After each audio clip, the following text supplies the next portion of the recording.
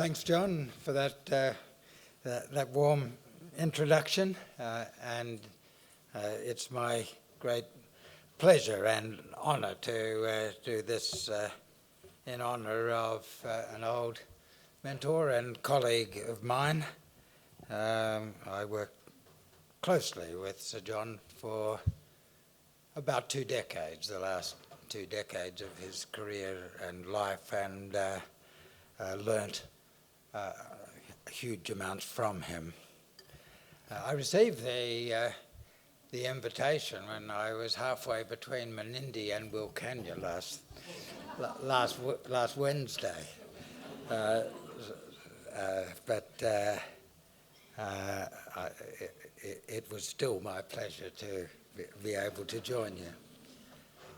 My wife Jane and I have spent the last 2 weeks travelling through the Murray-Darling, down the Murray from Swan Hill to Mildura and Wentworth, a couple of days at Lake Mungo, where the Ice Age overflow from the Lachlan filled lakes and supported communities that left to us what may be the oldest record on earth of complex human mind and spirit. Actually, there's a Sir John connection for that. In our old school, Sir John was instrumental in setting up a department of geomorphology and biogeography that was given the job of tracking the ancient heritage of Aboriginal Australia, and the discovery of the historical importance of Lake Mungo came out of that department. From Lake Mungo, we went up the Darling to the Menindee Lakes, cutting across through Broken Hill to Wilcannia, once the bustling third port in Australia by volume of trade. Then back south across the Lachlan at Hillston, the Murrumbidgee near Griffith to the Murray again. Beautiful Australian country, rich with the human heritage of 50,200 years. A personal heritage for many Australians. John Crawford spent his early years at Grenfell in the catchment of the Lachlan, and most of his professional life here in the catchment of the Murrumbidgee. My wife Jane's father, Tom Potter, lived in Wentworth and the Lower Darling until he and many others in the bush rode to Melbourne on the news of war in 1914. That ride led to a beach in Turkey as the sun rose above the coastal hills on April 25, 1915. When we visited Wentworth nearly a decade ago, a board in the RSL club remembered Tom and his brother. The building that housed the club and the memorabilia is now empty beside the Darling. What value do we place on Australian heritage? The question kept coming back as we travelled up the Darling. For about 30 kilometres, the bottom of the riverbed is wet from the flow back from the Murray. From there, the sand between the rows of grand old river gums is dry, except for scattered stagnant pools. By one pool, the skeletal head of a Murray cod gaped wide enough to swallow the biggest carp. The dried flesh on his back had been depleted by wild pig bites when it was still fresh. Pigs able to wade into the shallow pond and drag out the helpless survivor of the years. Around a big fire on the riverbank one night, we were told by one of the local property owners of a plan to ride a motorbike along the dry Darling bed from above Wentworth to the dry Menindee Lakes. The first time anyone could have made the ride. We were travelling through an Australian tragedy. A tragic consequence of denial of knowledge and its role in public policy. A denial I had been thinking of the life's work of a man from the Lachlan. And then last Wednesday, between Menindee and Wilcannia, I received the call to make this address. I recalled a conversation with Sir John as we travelled around the Southeast Asian capitals in 1979 at the request of Prime Minister Malcolm Fraser. We were recruiting participants in the Pacific Community Seminar, precursor of the Pacific Economic Cooperation Council and then APEC. I asked about his time as Director of Research in Minister Edmonds and Secretary Coombs' Department of Post-War Reconstruction, when there was early discussion of the Snowy Mountains scheme. He told me that an early concern with Snowy was whether there would be markets for increased production from irrigation on the Murrumbidgee and the Murray, and so he set people on research into the global markets for dried fruits and wine. John Crawford, Jack to most of his contemporary friends, Sir John or Professor Crawford to young members of staff, was an important part of a remarkably productive period in Australian government, scholarship and public life, stretching with ebbs and flows from the war years through and a decade or so beyond the end of Sir John's life. Crawford's special contribution over 4 decades was to insist that sound policy began with knowledge, that sound knowledge emerged from research, and that expansion of understanding of policy choices through public education was an essential part of the policy-making process. Here at the Crawford Fund, we remember especially Crawford's role in the establishment of the International Food Policy Research Institute, the system of international agricultural research centres, the Indian Green Revolution, the Australian Centre for International Agricultural Research, and for those with longer memories, the Australian Bureau of Agricultural Economics.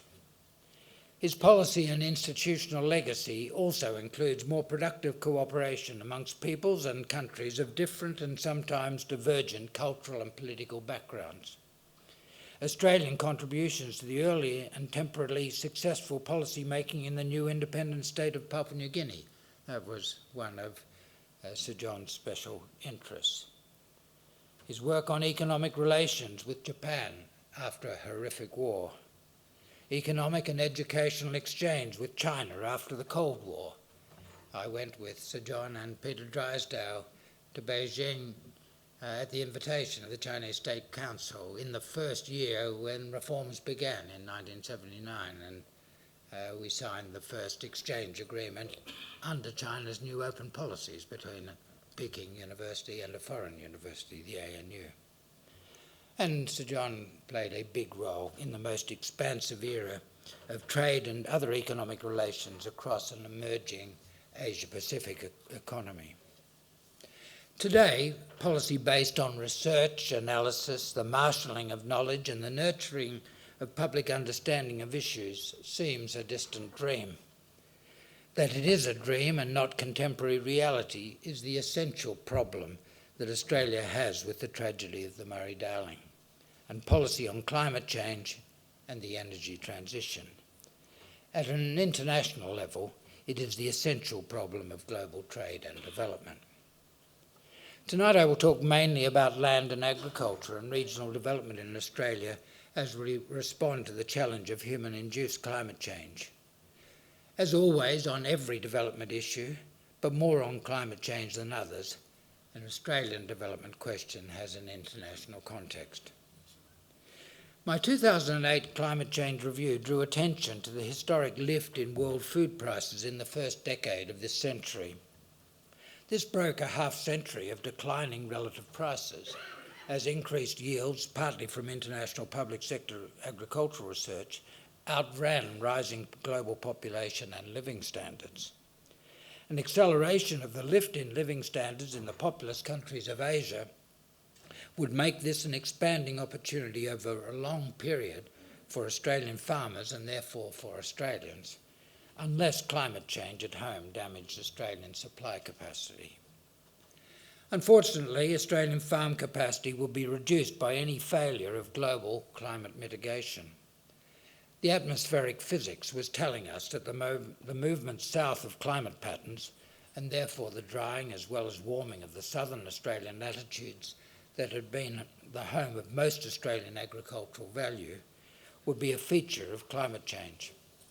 Irrigation output in the Murray-Darling was likely to decline by 90% in the absence of effective global mitigation. New knowledge has reduced uncertainty without changing much the mean expectations about global warming. We can now see in empirical observations the effects once anticipated from the atmospheric physics. average temperatures across Australia so far this century are over a degree higher than in the first half of last century. We now see that stream flow into Perth dams, like for like, have contracted from an average of 336 gigalitres per annum in the first 3 quarters of last century to 59 gigalitres over the decade after I presented my first report to the Prime Minister, to State Premiers and Chief Ministers. That has made that city of over 2 million people, Perth, mainly reliant on desalination and depleting groundwater. The southwest agricultural areas are facing great challenges. We have good records of inflows into the Murray since 1892. After taking out the Snowy and inter-valley transfers and the highly variable and currently zero flows from the Darling, average inflows averaged a bit over 9 teralitres per annum for the first 40 years of the record. The next 40 years, the annual average was over 9.5 teralitres. In the 4 decades commencing 1972, as a warming trend emerged, the annual average was 9 teralitres, a bit below, but not much below. In the 7 years since, the average was a bit over 7 teralitres, a quarter below the first century of observation. The controversial Murray-Darling plan does not take account of declining inflows as a result of climate change. The most ambitious of the Paris objectives would see average global temperatures increase by about 1.75 degrees from pre-industrial averages over the whole of the Earth's surface. The atmospheric physics tells us that temperatures over land will increase by more than that. For Australia, by more than twice the increase we have already experienced. That's the most optimistic of the possibilities. To have good prospects of holding the temperature increase down to this level, something like 2.5 degrees increase on land would require 0 net global emissions by the middle of the century. That's not impossible, but it would require many things to go well. The international community has accepted that some developing countries will take longer than developed to achieve complete decarbonisation. So Australia's fair share will be 0 net emissions before mid-century. Earlier still if we start serious reduction slowly, as we have done. Even 1.75 degrees on average over the Earth's surface, the most optimistic outcome from the global mitigation effort, would represent a massive adaptation challenge for Australia.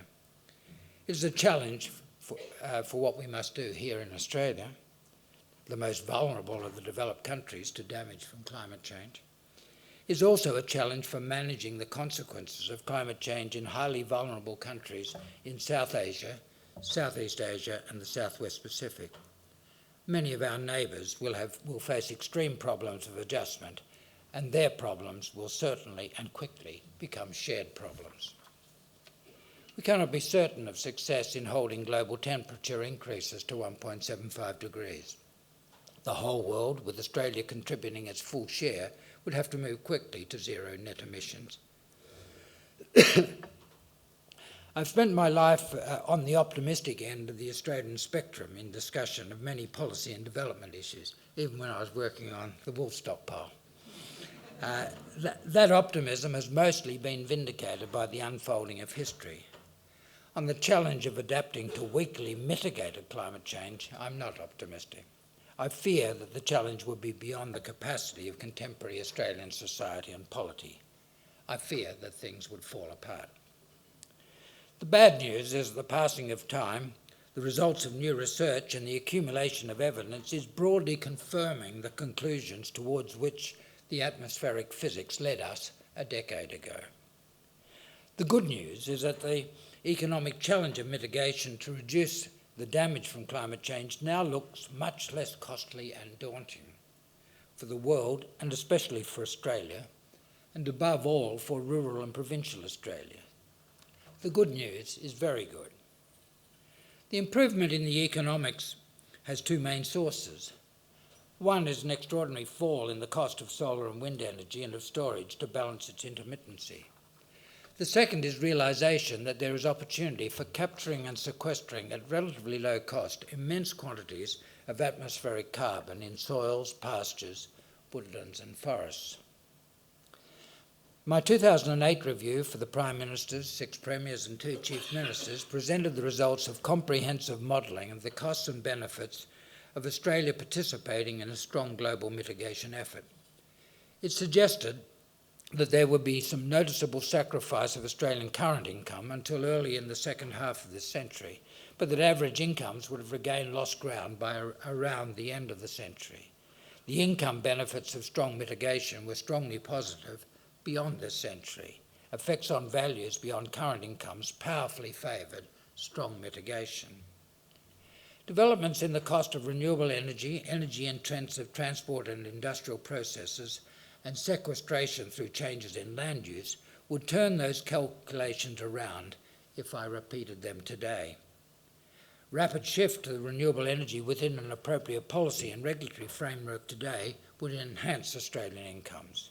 This would support Australian comparative advantage in energy-intensive manufacturing, including many activities which add value to mineral and agricultural products. Systemic incentives equivalent to the true cost of carbon emissions would lead to sequestration in land use changing, becoming a major rural industry. I said in the 2011 Climate Change Review that the opportunity to sell farm carbon credits into the proposed emissions trading scheme would create a new rural industry as large as wool in value by 2030. Today, I would say that provision of those incentives would create an industry many times the value of the wool industry by 2030. The 2008 modelling suggested that it would be cheaper for Australia to import large quantities of carbon credits from abroad rather than to achieve its targets entirely from reducing emissions at home. The Australian Emissions Trading Scheme was due to be integrated into the European from the 1st of July 2014.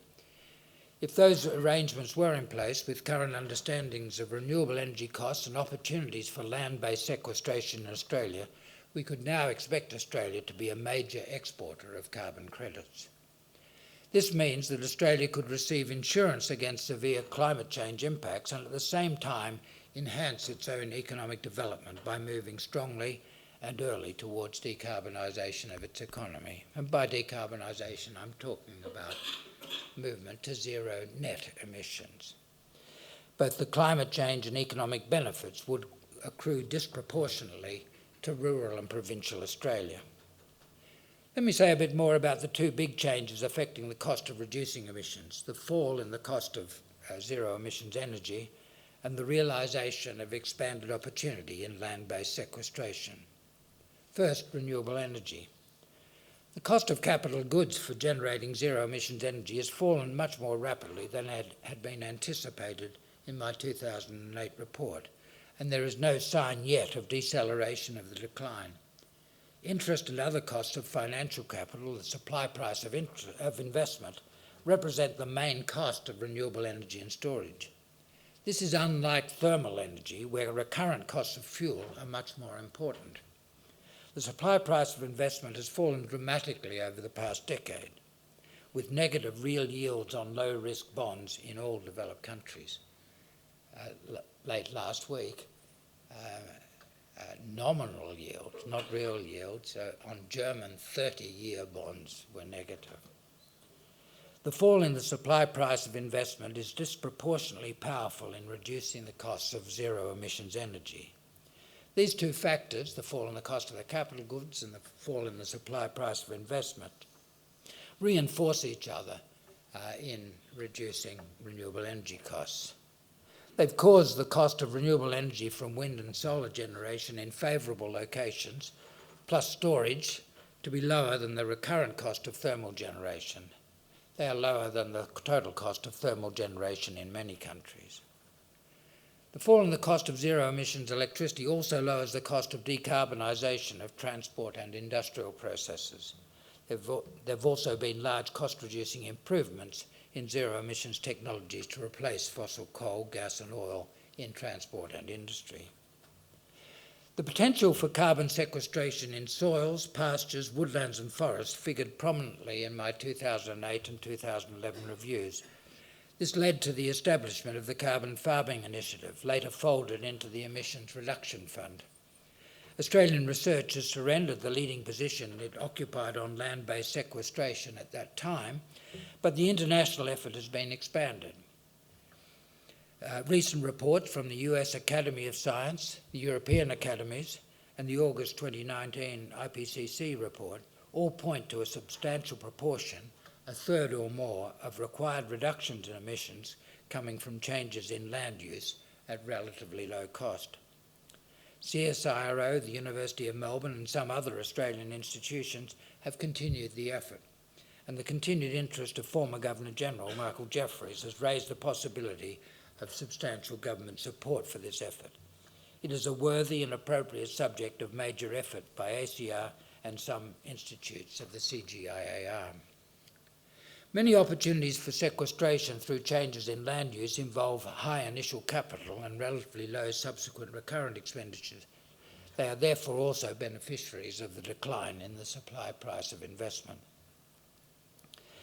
There is also good fortune for the global mitigation effort in changes over the past decade in the framework of global cooperation on climate change mitigation, reflecting the outcome of the Paris meeting of the UNFCCC in late 2015. That's been challenged over the last 2 years by developments in the United States and by China's economic planning responses to the trade war with the United States. Both the US and China had been on a strong mitigation path from 2013 to 2016. They've been knocked a bit off that course now. What matters is what happens next.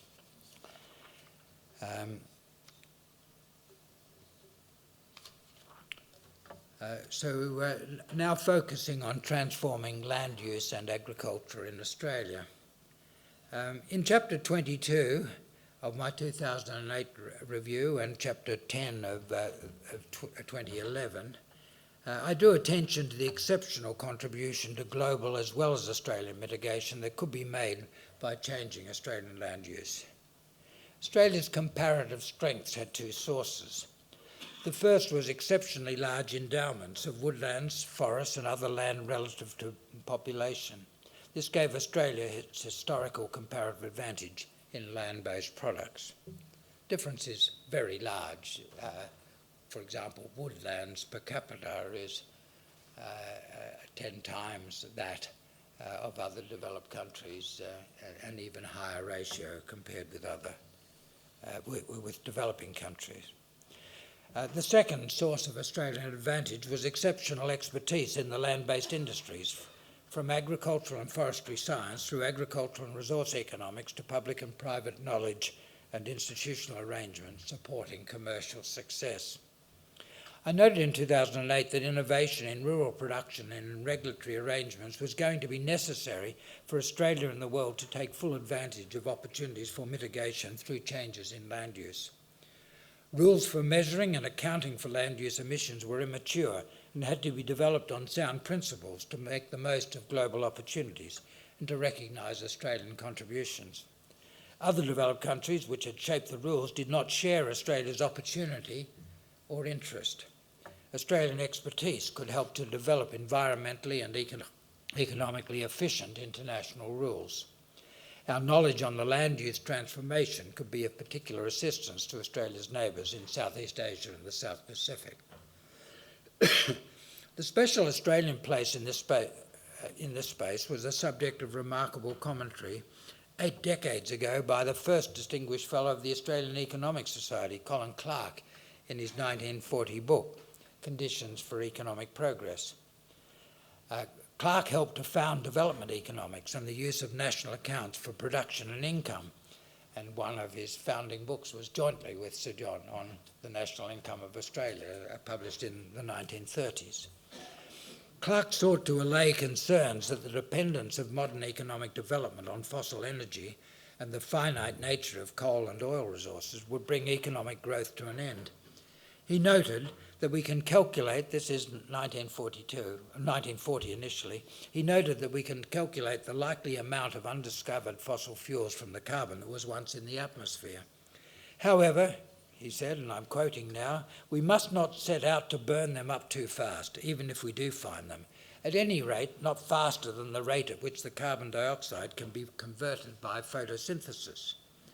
But he reassured us that keeping the use of fossil fuels within the limits of what can be absorbed by photosynthesis need not be the end of economic growth. "There is an abundance of solar energy falling on the earth," he said, "if we know how to tap it. The best method at present," he said, "is the proven process of photosynthesis in trees. The eucalypt is the most productive agent for conversion of solar energy into biomass at present," he calculated. Algae had the potential to do better. The silicon battery and other recent discoveries, he said, may do better still one day. So the importance of the Australian eucalypt to sustaining economic growth without excessive carbonisation of the atmosphere was recognised 80 years ago at the beginning of development economics. In 2008, I brought into the mainstream discussion some early work of the CSIRO and State Departments of Agriculture on the immense mitigation potential of changes in land use. The nurturing of vegetation on the dry, degraded mulga country where rainfall was spasmodic in Western Queensland and the rangelands of New South Wales could be transformative. Innovative uses of the properties of Australian eucalypts included farming of the mallee on the arid boundaries of crop cultivation for subterranean sequestration and for harvesting biomass. I referred to the adaptability of the Australian meat consumption choices. Per capita consumption of high emissions products, beef and mutton, had fallen, and of low emissions products, chicken and pork, increased markedly in response to price increases in the former and reductions in the latter over half a century. And Australians do change their patterns of food consumption dramatically in response to changes in relative prices. Research and regulatory development was warranted to make the most of opportunity for mitigation in farming and land use. The Carbon Farming Initiative was legislated in 2011 alongside the Clean Energy Future Package. These arrangements were carried into the Abbott, Turnbull and Morrison government's Emissions Reduction Fund. The ERF was a clunky mechanism, and the auction process was discouraging for many farmers, but it kept alive the idea and also the regulatory framework for crediting carbon emissions through changes in land use. It has only become clear since 2011, at least to me, that Australia's potential strength in low-cost production and use of biomass can provide the most cost-effective path to zero emissions production of many manufacturers from chemical processes. This is going to be very important for ending emissions in much manufacturing. A capacity to produce low-cost biomass can be a source of Australian comparative advantage in industry. Recent IPCC reports, most importantly last week's report on agriculture and land use, have elevated the importance of natural climate solutions to achieving global mitigation ambitions. Sequestration in soils, pastures, woodlands and forests can make a major contribution to holding temperature increases significantly below 2 degrees.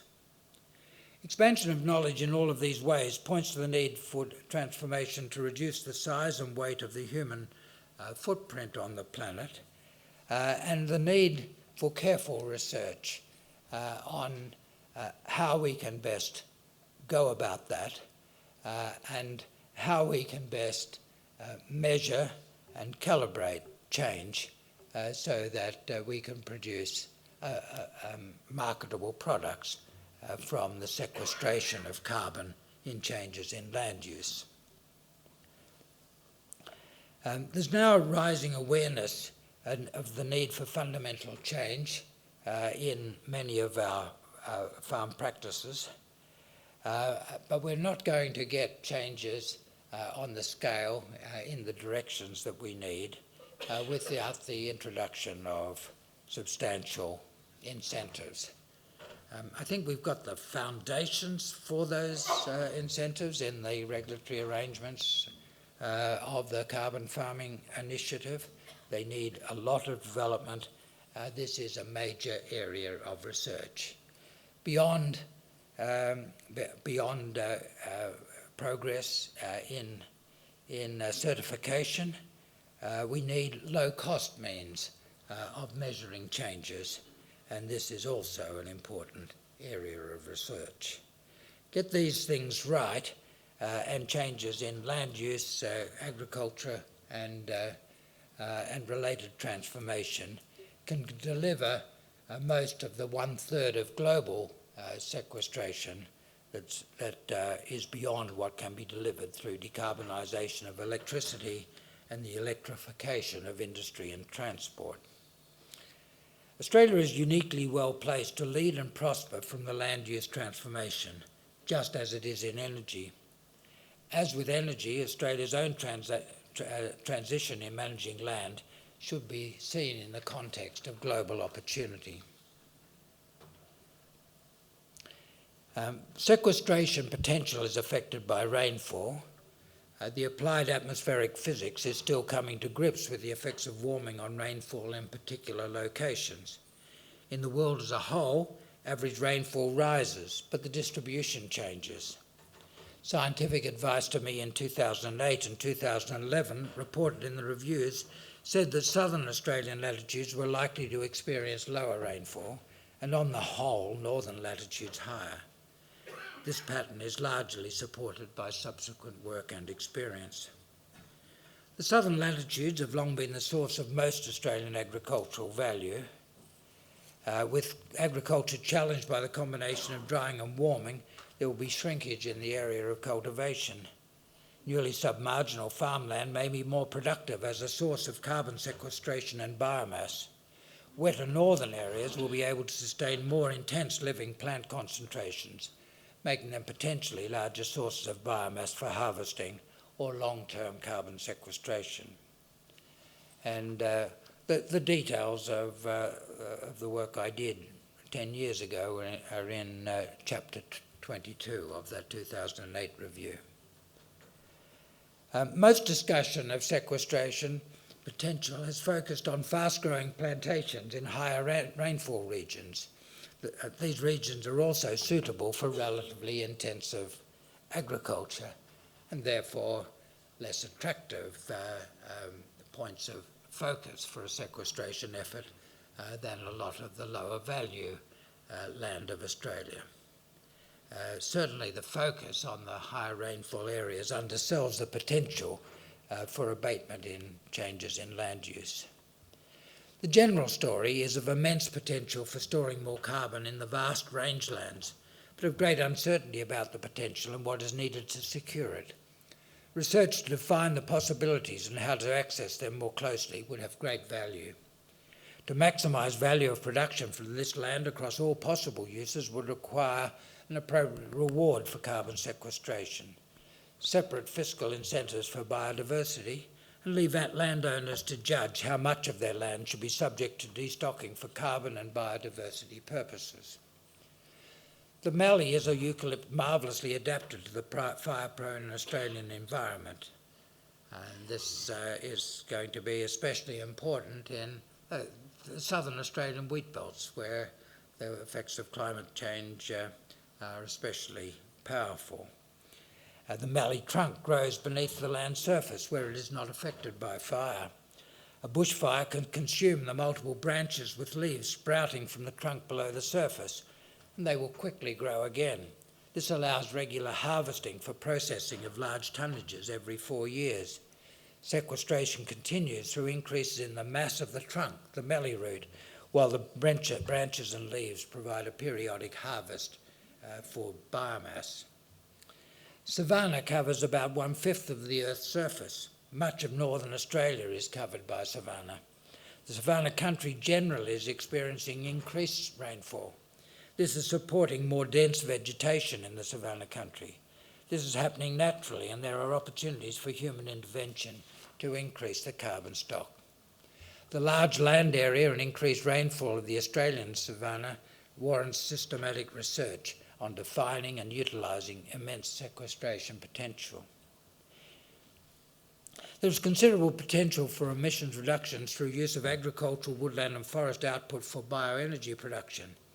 In the zero-carbon economy of the future, however, biomass is likely to be reserved by its high price into high-value uses in civil aviation and inputs into chemical industrial processes. The value will be large, but it may not contribute directly to reducing Australian emissions as it replaces emissions from fossil energy throughout the world. In our trip along the Murray, I visited a very large almond plantation, which had just begun to use the almond husks, both for bioenergy, for burning for bioenergy, but also because it has a very high potassium content for production of high-value fertilizers. The amount of biomass produced in an almond plantation is huge compared with the biomass in the almond itself. I was told that there'll be, just from what has already been planted in the Murray, there'll be 500,000 tonnes per annum of biomass just from the husks. This is a hugely valuable resource for bioenergy, but even more valuable as a base for chemical industry in a world which will have to move from fossil fuels to biomass as a source for the chemical industries. The 21st century has seen strong momentum in economic growth in the developing countries, even as incomes have stagnated in the developed. Rising incomes have seen rapid movement in the developing countries towards the food consumption patterns of the rich. Chinese meat consumption rose more than tenfold over 40 years of reform and development. When Sir John and I first visited Beijing in 1979 until today, a tenfold increase in meat consumption to 70 kilogram per capita, or about the average of the developed countries. Chinese consumption is dominated by non-ruminant meats, pork and chicken, which are more efficient in converting grain into animal protein and do not emit methane, but nevertheless place great pressure on land and the natural environment. What's happening in China is the most important element of a global phenomenon. Part of the agricultural and food transformation through which the world will have to move will be the development of more efficient ways of using the basic production of plants from the soil for providing the nutrients that we need for food. And it's a horrible thought to many of us, but I think the reality is that the development of plant-based substitutes for animal-based products is going to proceed very rapidly, and that this is going to be a major part of the global agricultural story, especially in the countries where science and application of science is most developed. We're seeing a lot of this in the United States. I think there's an opportunity for Australia not to be far behind. Generally, there will be a shift in demand to higher quality, safer and more expensive food.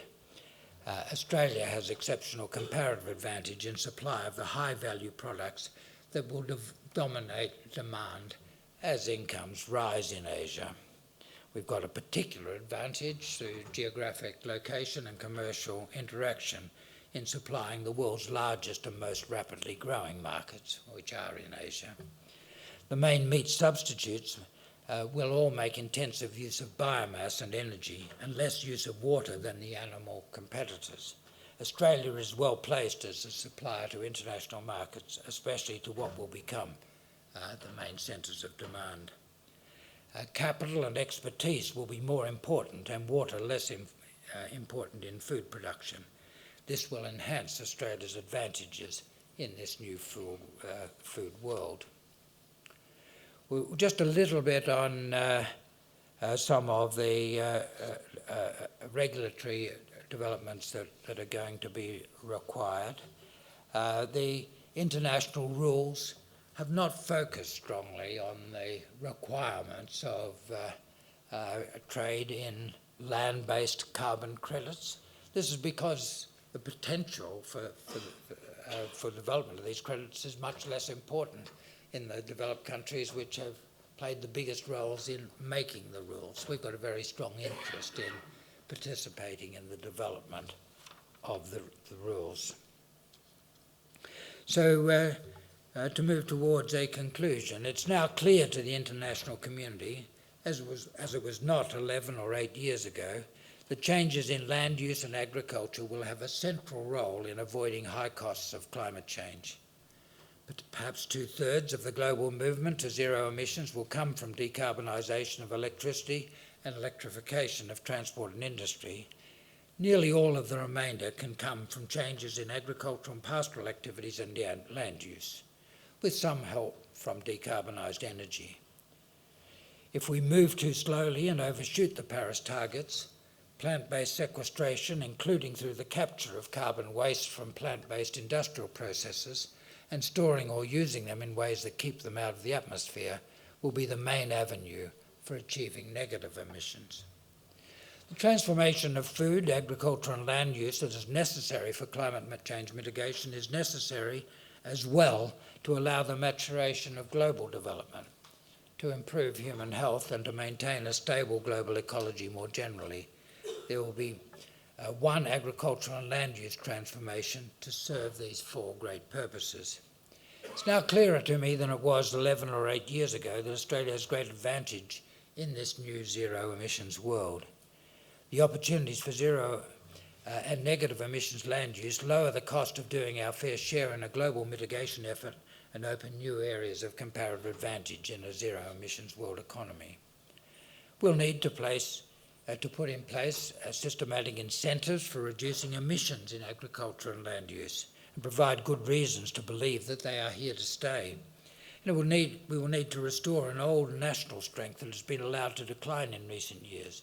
Australia will need to restore its old strength in research and education on agricultural, pastoral, forestry and related industrial activities. The combination of low-cost renewable energy and abundant land for biomass will be powerful in the chemical, including synthetic food production industries in the new zero-carbon world. Alongside our utilisation of opportunity in renewable energy, our strength in growing and using biomass will set Australia up as the superpower of the low-carbon world economy. The low-carbon world economy will be especially favourable for rural and provincial Australia. Energy will be produced mainly outside the large cities, much of it in remote locations. This will make it commercially attractive to process many Australian mineral, agricultural and pastoral products into higher value close to the places in which the basic commodities are produced. A new carbon farming industry, prospering exceptionally in less agriculturally productive areas, will add substantially to rural incomes. Biomass will have additional value as a base for new industry, especially when combined with low-cost energy. The new activities on average will make fewer demands on water than the old, and low-cost energy will improve the economics of recycling, desalinating, transporting, and otherwise increasing the value of limited water resources. Rural and provincial Australia will be the engine room of the superpower of the low-carbon world economy. This is a transformational task requiring immense and focused effort in research and then the development of policy and commercial processes. Making this work would be a worthy challenge for another Crawford, another research director, another Department of Post-War Reconstruction. Thank you.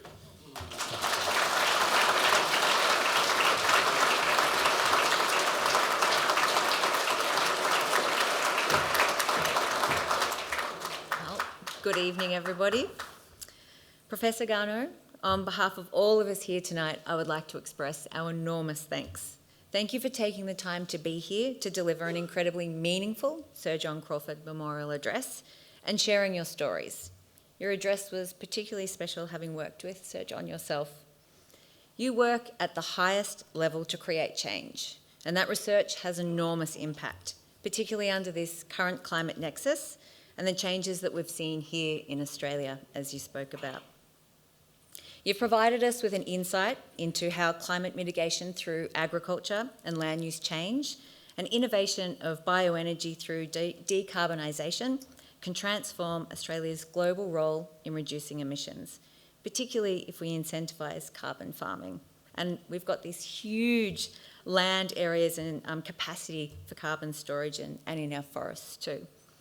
And what you spoke about was particularly pertinent considering the current IPCC report, which hailed land as a critical resource for climate mitigation.